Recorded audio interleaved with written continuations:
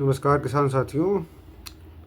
मैंने अपने पिछले 3 पार्ट में आपको सिखाया कि आप अपने खेत की तैयारी कैसे करें और लगने वाले कीट उनका कैसे कंट्रोल करेंगे और तमाम तरीके के सरसों में लगने वाले बीमारियां उनका कंट्रोल कैसे करेंगे।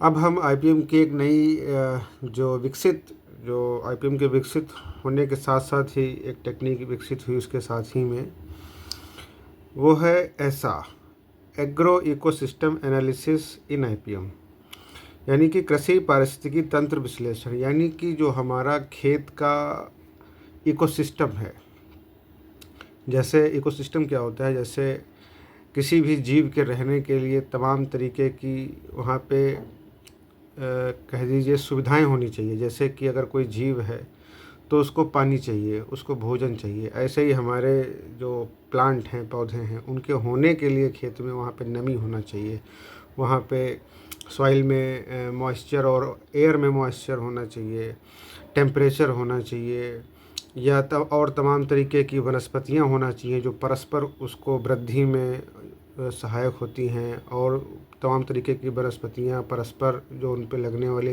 कीट या वो कीट जो है जो हमारी फसलों में कीट लगते हैं उन पर आकर्षित होकर वो हमारी फसलों पे जो लगने वाले कीट हैं उनको खाते हैं। तो ये प्रक्रिया जो है, इसी प्रक्रिया को इकोसिस्टम कहते हैं। इकोसिस्टम को बताना थोड़ा मुश्किल है। मैं जितना मैंने आपको बताया है ये भी कम है। इकोसिस्टम अपने आप में एक बहुत बड़ा टर्म है। खैर, जब अभी हम थोड़ा आगे पढ़ेंगे तो हम शायद थोड़ा थोड़ा समझ पाएँ कि हम इसमें क्या कहना चाह रहे हैं। देखिए, इकोसिस्टम इसमें हम ऐसा टेक्निक में हम क्या करते हैं कि हम खेत पे जाकर खेत पर विज़िट करते हैं और ये कांस्टेंट हम अपने खेत की, जैसे कि हम डेली अपने खेत को देखने के लिए जाते हैं कि खेत कैसा है, तो इस टेक्निक में भी हम यही करेंगे। आमतौर पर किसान केवल खेत को देखने जाता है, वो देखता है हरा है, पानी है, बस 2-3 फैक्टर देख के चला आता है। लेकिन इसमें हम थोड़ा जो है बढ़ के जो है बड़े स्तर पे देखेंगे। तो इस टेक्निक के जो है कुछ पॉइंट हैं, मैं आपको बता दूं। जैसे कि प्रतिरोधी एवं सहनशील किस्मों का चयन जो कि कीट बीमारी को सहन या उसका प्रतिरोध करें। ठीक है, ये एक पॉइंट हो गया। फिर पेस्ट और डिफेंडर नासी जीवी एवं रक्षक मित्र कीट की संख्या का आकलन।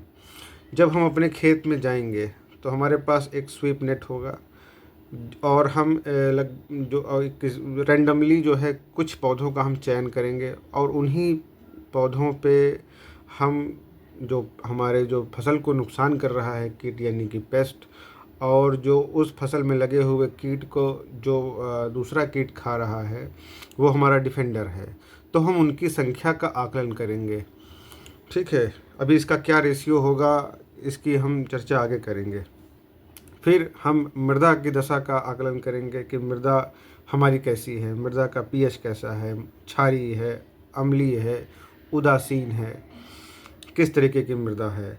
फिर मृदा का टाइप, जैसे कि दोमट है, बलुई है, चिकनी है, काली है, जलोढ़ है, तमाम तरीके की टाइप हैं मिट्टी के, उनको देखेंगे। फिर देखेंगे उसमें जीवांश कार्बन है कि नहीं है। अब ये सारी डिटेल आपको जब आप अपना मृदा की जांच कराएंगे लैब से तो वहाँ से आपको निकलेगा। अब देखिए यहाँ पे है एक टर्म जीवांश कार्बन, तो उसे जो है रिपोर्ट में जीवांश कार्बन की भी जो है मात्रा बताई जाती है। और हमारे खेत में यही एक जो जीवांश कार्बन है यही समझ लीजिए खाद है, और यही समझ लीजिए पेस्टिसाइड है, और यही समझ लीजिए इंसेक्टिसाइड है। सारा काम यही करता है।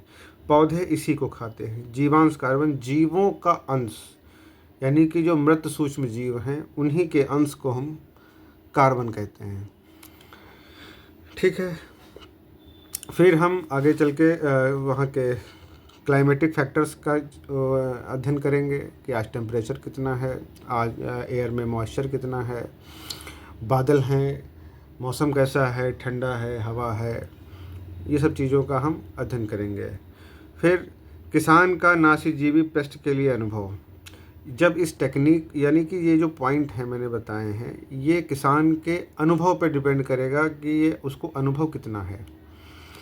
तो इसको अगर दूसरे शब्दों में कहें कि ऐसा टेक्निक को अपनाने के लिए किसान को ऐसा टेक्निक की अनुभव होना चाहिए, यानी कि जो पेस्ट और डिफेंडर हैं, यानी कि जो मित्र कीट हैं और जो शत्रु कीट हैं, उनका उसको अनुभव होना चाहिए। बिना उसके अनुभव के हम फील्ड पे कुछ नहीं कर सकते उसमें, और ना अपना हम बाद में अपना उसी के बेस पे हम आईपीएम कहता है कि उसी के बेस पे डिसीजन बनता है, तो हम अपना डिसीजन भी नहीं ले सकते। फिर अब हम देख लेते हैं कि ऐसा के सिद्धांत क्या हैं, एग्री इकोसिस्टम एनालिसिस के सिद्धांत क्या हैं। जैसे कि पहले मैंने बताया कि रोग कीट प्रतिरोधी किस्मों का चयन करेंगे, बीज को उपचारित करके ही बुआई करेंगे, जैसे कि मैंने आपको शुरुआत के वीडियो में बताया है कि केमिकल से कर लें, फंजीसाइड से कर लें और बैक्टीरियोसाइड से कर लें। ठीक है, उसके लिए जो है मैंने आपको ट्राइकोडर्मा बताया। फिर स्वस्थ बीज या नर्सरी का चयन, आप ऐसी नर्सरी का चयन करें जहाँ पे रोग ना हो। तो आप इसके लिए जब नर्सरी भी ऐसी बनाएंगे, उसका सही तरीके से देख रेख करेंगे, तो नर्सरी भी आपकी स्वस्थ ही होगी। फिर उचित दूरी पौधे से पौधे की और लाइन से लाइन की। देखिए, लाइन से और लाइन और पौधे से पौधे दूरी मेंटेन करने से हमें ये फ़ायदा मिलता है कि जो हवा है, वायु है, उसका जो है क्रॉस वेंटिलेशन वहाँ पे होता है, हवा निकल के आराम से चली जाती है और वहाँ का जो टेम्परेचर है वो सामान्य बना रहता है। जैसे जो लोग घने पौधे लगाते हैं, आप देखेंगे धान किसान जो क्या करता है कि धान के पौधे घने लगा देता है, तो उसमें जब पौधा बड़ा हो जाता है तो उसमें इतने कल्ले निकलते हैं, फिर उसमें निकलने की बिल्कुल जगह नहीं रहती, और पौधा लाइन से भी नहीं लगाता है। तो उससे क्या होता है कि जो हवा को जो पास होना चाहिए, क्रॉस वेंटिलेशन होना चाहिए, यानी कि एक तरफ से घुसे हवा और दूसरी तरफ से निकल जाए, वो नहीं हो पाता। तो जैसे इस ऐसी सिचुएशन में जैसे ही आप यूरिया डालते हैं और बारिश का मौसम है, उमस है, तो यूरिया डालेंगे तो और टेम्परेचर बढ़ जाएगा वहाँ का, और पौधा अगर यूरिया थोड़ी सी भी ज़्यादा हो गई तो पौधा सकुलेंट हो जाएगा, कोमल हो जाएगा। ठीक है, तो उस पर कीट और बीमारी तुरंत इतनी जल्दी इन्फेक्टेड हो जाएंगी, इन्फेक्शन कर देंगी उस पर। तो ये हमको लाइन से लाइन और पौधे की दूरी मेंटेन करने से हमको ये लाभ मिलते हैं। फिर हरी खाद देना, आप हरी खाद रबी की फसल लेने के बाद आप हरी खाद खेत में करके उसको पलट सकते हैं, हरी खाद दे सकते हैं। मल्चिंग करना, देखिए मल्चिंग का उपयोग हमेशा से बहुत अच्छा माना गया है।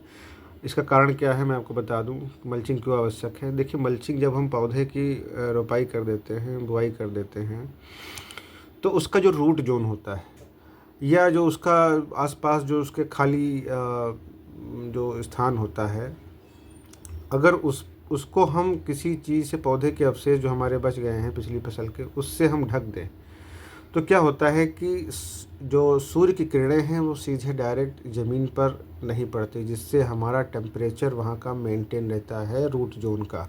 यानी कि ज़्यादा टेम्परेचर नहीं होगा तो हमारा पौधा, वहाँ जो सूक्ष्म जीवों की एक्टिविटी है वो निरंतर अच्छे से चलती रहेगी, और पौधा जो उसको भूमि से चाहिए वो आराम से लेता रहेगा, और पानी का ह्रास भी नहीं होगा, पानी भी कम लगेगा। तो और जो सूक्ष्म जीव हैं वो और भी उनकी संख्या बढ़ती रहेगी और फलते फूलते रहेंगे, वहाँ का वातावरण अच्छा रहेगा। इसलिए मल्चिंग पर हमेशा ध्यान दें, यानी कि आप अपने खेत को ये ना समझें कि मुझे बहुत साफ़ सुथरा खेत रखना है। अगर खरपतवार उग रहे हैं तो उनको उखाड़ कर वहीं डालने की आदत डालें। ठीक है, फिर अगला पॉइंट है मृदा स्वास्थ्य कार्ड के अनुसार कार्बनिक खाद और जैव उर्वरकों का प्रयोग करना।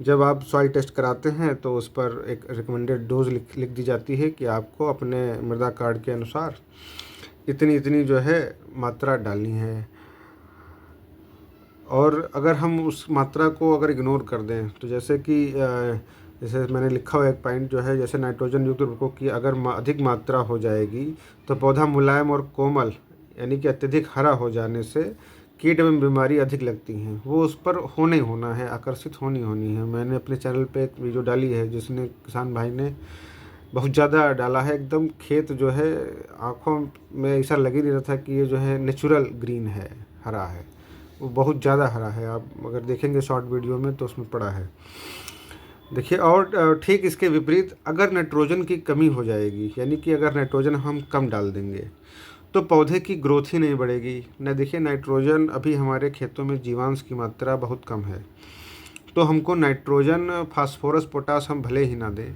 लेकिन नाइट्रोजन की मात्रा हमको उचित मात्रा में देनी है, जो रिकमेंडेड है। वो इसलिए देनी है कि जो पौधे की जो बढ़वार होती है, यानी कि जो पत्ती उसका साइज़ बड़ा होता है या स्टेम का साइज़ जो बढ़ता है, ग्रीनरी की बात कर रहा हूँ, वो नाइट्रोजन से बढ़ता है। तो नाइट्रोजन से जब बढ़ेगा तो पौधे ज़्यादा फोटोसिंथेसिस करेंगी, प्रकाश संश्लेषण करेंगी और ज़्यादा भोजन बनाएंगी और हमारा प्रोडक्शन ज़्यादा होगा। तो नाइट्रोजन की मात्रा को कभी जो है इग्नोर न करें। और इसीलिए जो है, और फास्फोरस की जो और फास्फोरिक उर्वरक को प्रत्येक सीजन में नहीं देना चाहिए, क्योंकि पिछले सीजन क्रॉप में दी गई मात्रा अगली फसल सीजन के लिए उपलब्ध रहती है। जो फास्फेटिक उर्वरक हैं वो हमको एक सीज़न में देना चाहिए और उसके अगले सीज़न में नहीं देना चाहिए। कायदे से देखा जाए तो फास्फेटिक उर्वरकों को देना ही नहीं चाहिए। क्यों नहीं देना चाहिए? वो इसलिए नहीं देना चाहिए कि हमारे जो खेत में जो हम आज तक हम फास्फेटिक उर्वरक देते आए हुए हैं, उसका केवल जो भी किसान एक सीज़न में देता है उसका 30% ही पौधा ग्रहण करता है, ऐसा वैज्ञानिक कहते हैं, रिसर्च कहती है, और 70% उसी में फिक्स हो जाता है। तो जाहिर सी बात है वो 70% आज तक कितना पड़ा हुआ है, और हमारी मिट्टी में ये सारे तत्व किलोमीटरों से अंदर भरे पड़े हैं। तो अब चाहिए क्या? ये कैसे पौधे को मिलेंगे? हमको वो बैक्टीरिया चाहिए, हमको हमारी ज़मीन में वो सूक्ष्म जीव चाहिए जो इसको मिनरलाइज करें, जो इसको किण्वित करके जो है घोलें, और घोल कर हमारे जब घोल देंगे तो हमारे पौधों को मिल जाएगा। और अगला पॉइंट है सिंचाई, उचित सिंचाई एवं जल निकास की व्यवस्था। देखिए, तमाम तरीके की बीमारी होती हैं। अब जैसे कि मस्टर्ड में ही देख लीजिए, जो एक हमने एक कीट को बताया था, क्या नाम है उसका, क्या नाम था, हाँ, आरा मक्खी, साफ्लाई, मस्टर्ड साफ्लाई, जो आरा मक्खी हमारे इसमें मस्टर्ड में लगती है। तो मैंने उसमें कहा था कि जब पौधा उसके कंट्रोल के लिए, जब पौधा हमारा चौथा सप्ताह यानी कि 21-24 दिन का हो जाए तो हमको एक सिंचाई करनी चाहिए। अब मान लीजिए सिंचाई आपने, पानी खोल दिया और पानी ज़्यादा लग गया, तो सरसों के लिए ज़्यादा पानी नुकसानदायक है, तो हमको उस पानी को निकालना पड़ेगा। तो अगर उचित जल निकास की व्यवस्था होगी तो भी पानी आप तुरंत खेत से खाली कर पाएंगे।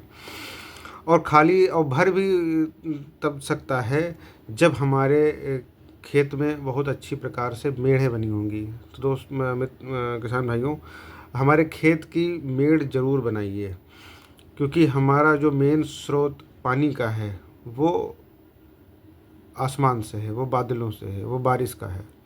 ठीक है। तो अगला फसल चक्र अपनाना। तो आप फसल चक्र, जैसे कि आप दलहनी फसल भी लें एक सीज़न में, फिर अन्न वाई ले लें, फिर उसके बाद जो है आप अगले सीज़न में फिर अन्न ले सकते हैं, और फिर जो है आप तिलहनी ले लें, मतलब या सब्जी वाली ले लें आप, लेकिन रोटेट करते रहें। सेम फसल, मोनोकल्चर आप ना करें, और एक खेत में एक से ज़्यादा भी फसलें लें। वो इसलिए कि यही इकोसिस्टम डेवलप करने के लिए, कि अगर तमाम तरीके की फसलें होंगी तो तमाम तरीके के मित्र भी आएंगे और तमाम तरीके के शत्रु भी आएंगे, और हमारा एक फसल कभी अगर मान लो किसी तरीके से नुकसान भी हो जाए तो दूसरी फसल हमारी उसका भरपाई कर देगी। तो इसलिए भी लगानी चाहिए। फिर अब इसका अगला पॉइंट है कि अपने खेत की प्रति सप्ताह निगरानी करें। यानी कि अगर हो सके तो आप जाते हैं प्रतिदिन जाते हैं, लेकिन हो सके तो जो 1-8 घंटे का समय खेत में देना है, मैंने बताया कि उसमें घुस के वहाँ के जो इंसेक्ट हैं उनको देखना कि कौन किसको क्या खा रहा है, पत्ती खा रहा है कि कीड़ा खा रहा है। वॉच करना, कि ये नहीं कि देखना कि ये कीड़ा 10-20 टहल रहे हैं और हम बाज़ार गए और दवा ला के डाल दिए। तो खेत की निगरानी करें। फिर मिट्टी, पानी, पौधे, नाशीजीवी, प्राकृतिक शत्रु, मौसम के घटक, इनका आकलन करें कि ये सब किस स्थिति में, या नाशीजीवी यानी वही जो अभी मैंने बताया, शत्रु कीट, प्राकृतिक शत्रु यानी कि हमारे मित्र कीट। फिर वही है कि पेस्ट डिफेंडर के रेशो के अनुसार उचित निश्चित करें कि क्या करना है। तो हमारा जो जो डिफेंडर और पेस्ट और डिफेंडर का जो रेशियो होना चाहिए, जैसे कि हमारा अगर 2 पेस्ट हैं और 1 डिफेंडर है, तो हमको वहाँ पे निश्चय मतलब डिसीजन लेना पड़ेगा कि हमको अब क्या करना है। वहीं पे हमको अप्लाई करना है अपने दिमाग को कि हमको अब इसको कंट्रोल करना पड़ेगा। अगर रेशियो जैसे कि हमारे डिफेंडर ज़्यादा हैं और पेस्ट कम हैं, 1:2 है या 1:1 है, तो हमें कोई टेंशन लेने की बात नहीं है। निगरानी करते समय अंडों के झुंड, देखिए पत्तियों के लीफ पर, पत्तियों के लीफ के नीचे, स्टेम पर जब इंसेक्ट का प्रकोप होता है तो वो अंडे देते हैं। आप अंडे या तो कलेक्ट करें या तो उनको वहीं किसी चीज़ से डिस्ट्रॉय करते रहें, दबाते रहें, तो वो मर जाएंगे। और संक्रमित पौधों को हटाकर नष्ट कर दें, यानी कि जिस पे ज़्यादा कीड़े भी आ गए हैं, जैसे माहू हो गया, अब उस पे ज़्यादा टहल रहे हैं 10, 15, 20 माहू, तो उसको तुरंत उखाड़ के मिट्टी में दबा दें या उसको नष्ट कर दें तुरंत, वरना वो फिर अंडे देंगे और फिर वो मल्टीप्लाई होते चले जाएंगे और संख्या उनकी बढ़ जाएगी। फिर अगला पॉइंट है, अपने प्राकृतिक शत्रुओं और मित्र कीट को समझें और जानें। देखिए, जब तक आपको मित्र कीट और शत्रु कीट की पहचान नहीं होगी तब तक आप उसको जान और समझ नहीं सकते। मैंने आपको नाम तो बता दिए हैं, लेकिन आपको उनको देखना भी पड़ेगा कि वो कैसे दिखते हैं। तो इसके लिए ये फील्ड का काम है। जब आप फील्ड पे 1 घंटा देंगे तो आपको कुछ ना कुछ प्रकृति की माया उसमें नज़र आने लगेगी। कोई ना कोई कीट ज़रूर दिखेगा, कोई ना कोई मकड़ी कोई अंडा खाते हुए दिख जाएगी, कोई चींटी कोई जो है कुछ करते हुए नज़र आ जाएगी, कोई चींटा किसी को खाता हुआ मिलेगा आपको। तो ये प्रकृति की माया, जब 1 घंटा, आधा घंटा आप उसमें टहलेंगे, विचरण करेंगे, एक जगह बैठ के देखेंगे, तो ये आपको वहाँ मिलेगा। अपने मित्र कीट को जाने कि वो कैसे खेत की परिस्थिति में कार्य करते हैं। बस वही चीज़ है, बैठ के देखना है और समझना है। और किसी भी रासायनिक जहर का प्रयोग बड़े स्तर पर ना करें। जैसे कि मतलब मैंने बताया कि बहुत बड़े स्तर पे नहीं करना है। आजकल लोग कोराजिन का भी प्रयोग, कोराजिन क्लोंट्रीनिलीप्रोल का जो है प्रयोग वो गन्ने के लिए है, लेकिन फिर भी लोग उनको सब्जियों में डाल रहे हैं। ये गलत है। आप ये समझें कि हर चीज़ के लिए एक रिकमेंडेड इंसेक्टिसाइड है और रिकमेंडेड डोज में है, उस यानी कि उसकी जो मात्रा है परसेंटेज में, वो किस मात्रा में, सब्जी में भी पड़ सकता है क्लोंट्रीनिलीप्रोल, लेकिन जो है वो एक निश्चित मात्रा में ही पड़ सकता है। आप ऐसे उसको न डालें, क्योंकि उसका जो वेटिंग पीरियड है वो 110 दिन का है। वो केवल गन्ने के लिए बनाया गया है, और गन्ने के लिए भी नहीं है, वो नॉर्थ ईस्ट रीजन में वो कॉफ़ी या चाय के लिए शायद बनाया गया है, जहाँ तक मुझे याद आ रहा है। अब जब हमने कीट और मित्र कीट और शत्रु कीट की जब पहचान कर ली, हमको पक्का हो गया कि हाँ मित्र कीट शत्रु कीट की हमको थोड़ी बहुत पहचान हो गई है, तब हम क्या करेंगे, कीट का चिड़ियाघर बनाएंगे। कैसे बनाएंगे, देखिए ये थोड़ा मैंने लिखा हुआ है, इसको पहले पढ़ लेते हैं, फिर मैं आपको समझाता हूँ।